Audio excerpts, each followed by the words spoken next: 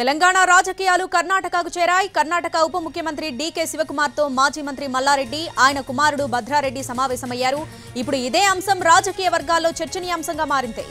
దానికి సంబంధించిన breaking news చూస్తున్నాం. తెలంగాణ రాజకీయాలు కర్ణాటకకు చేరాయి. కర్ణాటక ఉప ముఖ్యమంత్రి డీకే శివకుమార్ తో మాజీ మంత్రి మల్లారెడ్డి, ఆయన కుమారుడు భద్రారెడ్డి సమావేశమయ్యారు.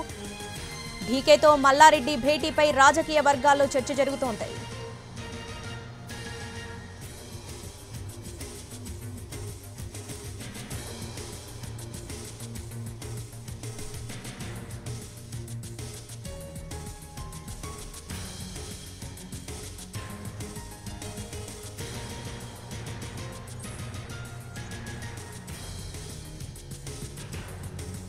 కర్ణాటక ఉప ముఖ్యమంత్రి డీకే శివకుమార్ తో మాజీ మంత్రి మల్లారెడ్డి, ఆయన కుమారుడు భద్రారెడ్డి సమావేశమయ్యారు. దీనికి సంబంధించి పూర్తి అప్డేట్స్ మా ప్రతినిధి చారి ఫోన్ ద్వారా అందిస్తారు. చారి, భేటీకి సంబంధించిన డీటెయిల్స్ ఏంటి?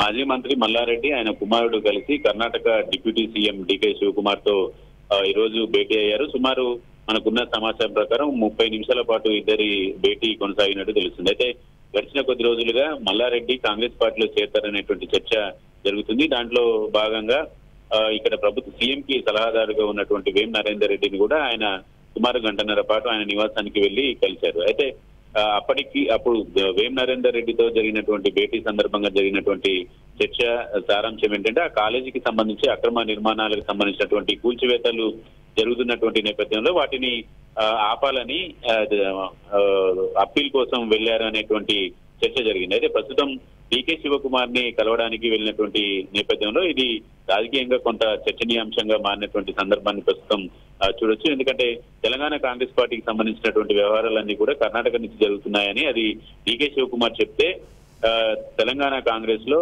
కానిది లేదు అనేటువంటి ఒక ఫీలర్ ఉన్నటువంటి నేపథ్యంలో మల్లారెడ్డి డీకే శివకుమార్ ని అందుకే కలిశారనేటువంటి చర్చ కూడా నడుస్తుంది. తెలంగాణ కాంగ్రెస్ లో ప్రస్తుతం సీఎం తో మల్లారెడ్డిని భేటీకి సంబంధించి కావచ్చు, బయట జరుగుతున్నటువంటి చర్చలో కాంగ్రెస్ పార్టీలో చేరతారనేటువంటి అంశాలు కావచ్చు, ఇవన్నీ కూడా జరగాలంటే నేరుగా రేవంత్ రెడ్డి సీఎం తోటే ఈ పని కాబట్టి